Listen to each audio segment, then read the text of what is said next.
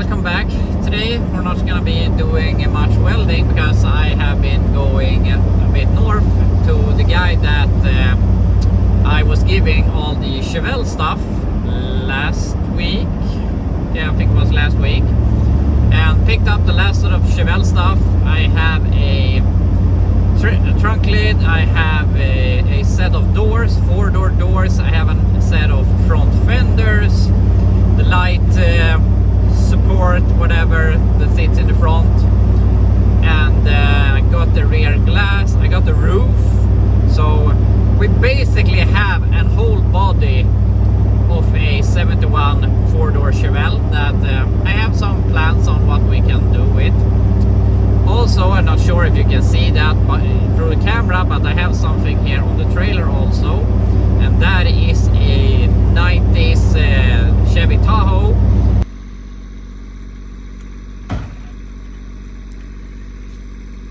A 4-door, nothing fun at all.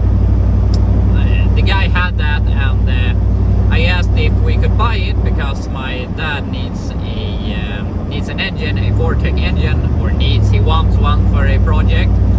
So we picked that up for cheap, and we're gonna take some stuff from it, but we're not gonna see much of that. But since I will be mostly in the truck today, I thought that we could talk about some stuff. And I've said this before, but I want you to feel free to ask me questions. Since I'm from Sweden, I'm a European, and I know that at least 50% of my viewers on this channel are from America or other places of the world. I can share another side of the automotive hobby by owning old classic cars, owning American trucks, and yeah, I just feel that I can show you another angle of the automotive hobby. Hard to say some words. And also I share how Europeans try to speak English when we're not native in the English language. English is a second language in Sweden, so we learn it in school, but obviously it's very different learning a language in school and trying to talk it and express myself with it. I would love to go to America and try to improve my language a bit, just talk English a lot, and try to improve how I talk and the words I use and how I use them. I actually went to Gran Canaria here a few weeks ago, where they talk Spanish. I don't talk Spanish at all, and I thought that would be fun to me to have to use my English, but it's not really the same thing. Talk to people who are not native in English talking to each other, so it would be really fun to talk to another person or persons which are more fluent in English. But so as I said, always feel free to ask questions if you're anything you're wondering about, whatever it is.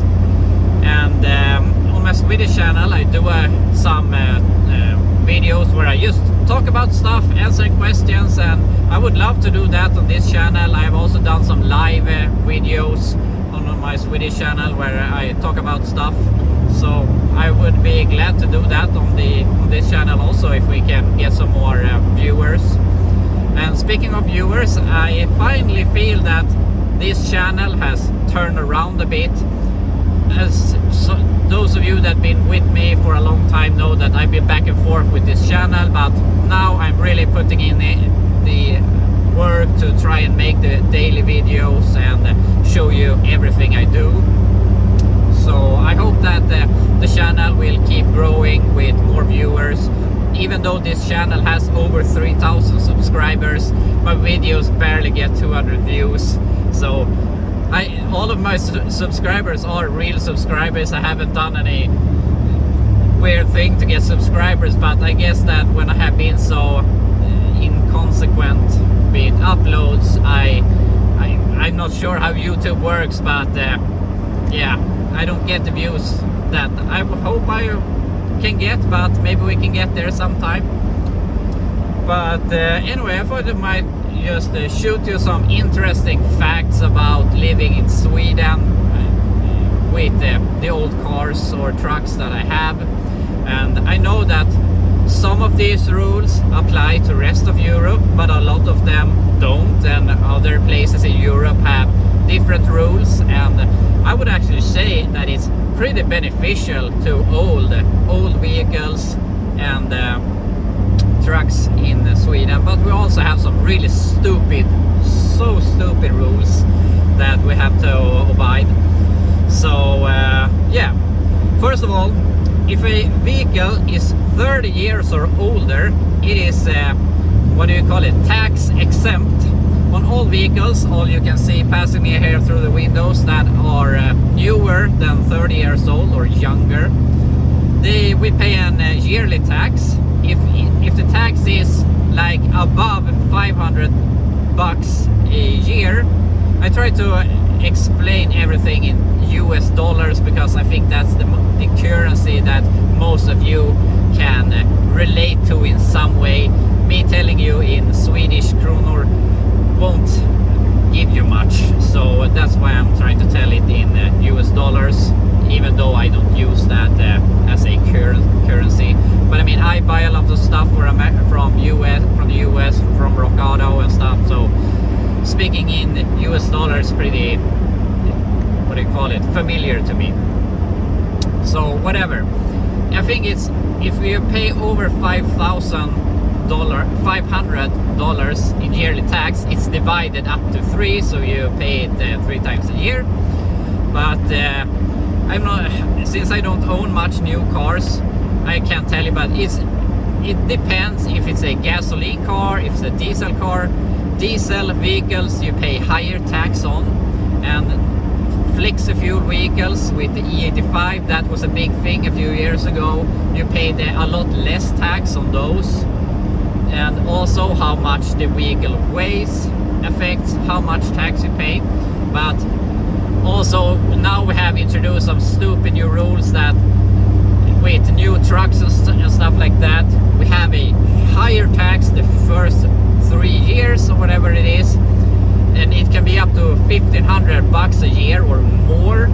And I know that RVs and new RVs are really expensive tax the first 3 years, then it goes down to the regular tax. So yeah, that's pretty bad. But since I drive vehicles which is 30 years or older, I don't pay any tax on them at all. The only thing we have to pay is a yearly registration fee to keep the cars registered, and that is like $6 a year. So that's not much, but I mean, if you own 10 vehicles, which I do about, it's $60 a year, but you can overcome that. So I don't mind that fee. I think it's okay. But also you obviously have to have insurance. So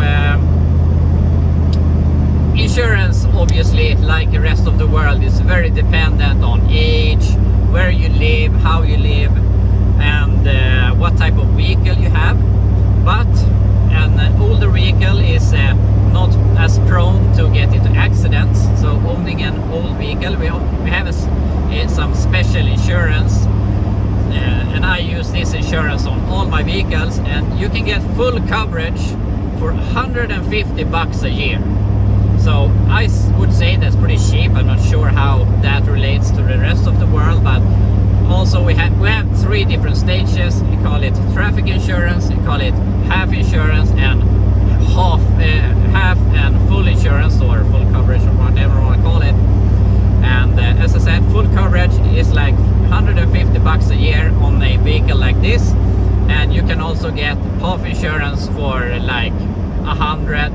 And I'm not sure, with the company I go with, you can't get traffic insurance, but that's the lease coverage, and that only covers whatever you crash into. It never covers your own vehicle.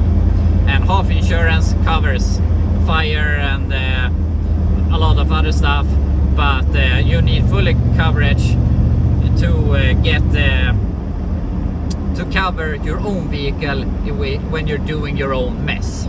So I know that some places in America, people have problems when they get crashed into by someone that doesn't have insurance. So that's why it's mandatory to have at least a traffic insurance here in Sweden.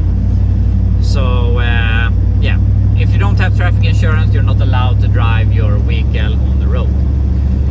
So that is something fun I wanted to share. So as you can see, having a old vehicle, it doesn't matter if it's a car or a truck, whatever it is, 30 years or older, tax exempt. So no, I don't pay any tax except that $6 a year to keep it registered or in the registration, keeping my license plate and all of that. And no, only $150 a year on insurance, and I can't get it cheaper if I don't do full coverage. It's very cheap to own an old vehicle and drive it all the time. There is a bunch of how many miles you can drive, of course, but I don't drive that much. So and as you have more vehicles, you divide the miles on the different vehicles you have. So I don't have the problem that I'm going over the miles. So that's a big reason why I own old stuff, because it's cheap, and I'm comfortable with working on my own stuff. So I mean, I paid $500 for this truck. Of course, I had spent some money on it, on brakes and stuff like that, but I would say I'm not in this truck over $2,000. So with that, only that money spent and not much on the insurance and all that, and I mean, parts are really cheap. I buy a lot of stuff from Rock Auto, so I don't have to pay much in parts cost. And as I said, I can do everything myself, and a vehicle like this I feel very comfortable because I know everything. And with newer vehicles, I had my 2007 Suburban, and I got an error code on the throttle body, and the throttle just went out. Couldn't push the throttle, didn't happen anything. That happened once on a bridge in high-speed traffic, and once in an intersection. And I learned that you can turn the vehicle off and wait for 10 seconds and then turn it off. But that's really hard when you're on the freeway or in an intersection. 10 seconds is really long when you're blocking up an intersection and people start honking. So that's when I realized that it just feels better with these old vehicles that don't have that sort of technology, because I know, okay, this truck, I have had troubles with one of my injectors having a bad connection, but it was still running. It was running on 4 cylinders, but whatever, I could limp my way to an exit or whatever, and I could fix the problem. But with the Suburban, just flat out didn't want to go, and yeah, it was a real problem. So I know with this older stuff, I can most often limp my way home. It won't put any stupid error code or something that should work, but because of the error code, the ECU is preventing it from working. So that's why I like to drive old stuff. So yeah, more than that, I mean, if you have a vehicle that's 30 years, or I can say like this, in Sweden we have to inspect our cars, and I know that there are different rules or how that is applied in the US. I know that somewhere you don't have to inspect your cars, somewhere you have to, but it's not as much as we do here. We have to we check the brakes, the lights. It can't be too rusty. You have to have the seat belts, and yeah, everything has to work basically. You have to have wipers, you have to have a washer, and when you go down in the years, some of those things you have to have disappears. Like you don't have to have a washer to be able to wash the windshield from 1970 and older and stuff like that. But when your car, or I was going to get to, is when your vehicle turns 30, you only have to, I think I skipped a bit, you have to inspect your vehicle every year. But when it's 30 years or older, you only have to inspect it every other year. which obviously is nice. I only have to inspect this every other 2 years, so yeah, I can drive longer without having to do that. But when your vehicle turns 50 years or older, you only have to inspect it one last time, and you don't have to inspect it anymore, which that hasn't been for a very long time. It's been a few years now, but it has been some talk about removing that, so you have to go back to inspecting it every other 2 years. But at the moment, you 50 years or older, one last time inspected, and it's over. So Shelly, that I inspected my 75 Chevelle, never have to be inspected again. You can just drive it, put in whatever engine you want, and I'm saying that, but I mean, if you get pulled over by the police and they do an inspection by the road, by the side of the road, and they find something that is wrong, obviously you have to fix it. But all in all, you don't have to fix it if you don't do anything stupid. So that's really nice. I tend to keep myself in the between that range, but now that a lot of cars and trucks are turning 70 or 50 years or older, I tend to have more vehicles that I don't have to inspect, which is really nice. Now I have a tendency to sell them, but I mean, that's what it is. So that's something that's also nice with owning older vehicles here. We're home here again, and I have been just driving the whole day, so we don't have much time here, but I just wanted to show you some stuff. So first of all, we went and picked up the Chevelle stuff, then we drove to my father's place and dropped off the Tahoe, and when we was there, I borrowed his I don't know what it's called in English, but it's one of those so you can fold metal 90 degrees or whatever degrees. So I can't find out the name right now, but it's to fold sheet metal. So this will help us very much when we are going to build those rocker boxes on the Blazer. So yeah, this is going to make it a lot easier.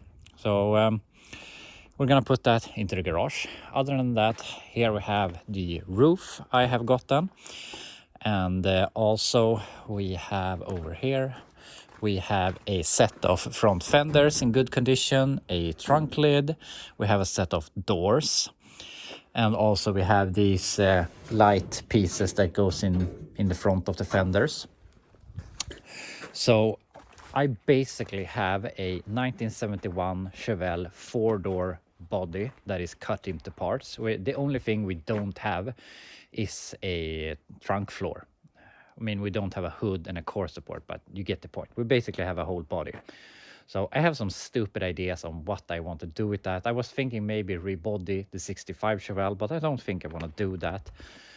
Right now I have, this is not in the plans, but I have an idea that I could buy a Caprice, a 77 to 96 Caprice, and rebody it with the Chevelle parts and make it into a 2-door and do something fun, a cheap beater.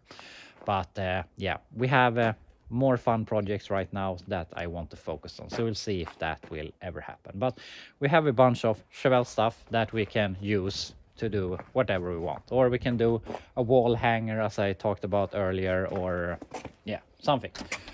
But anyway, I was hoping to get something done here today, but I realized that that ain't gonna happen. So unfortunately, we have to continue with the rust work next week. But now we have that folding thing from my father. It will be a lot easier to make these pieces here and the whole box, and yeah, it's gonna help a lot. So even though I spent a lot of time driving around today, it's gonna help us next week when we're going to continue with this. So a boring video, I know, but that's how it is sometimes. I hope we can appreciate it anyways. So have a great weekend, and we'll continue working on Monday.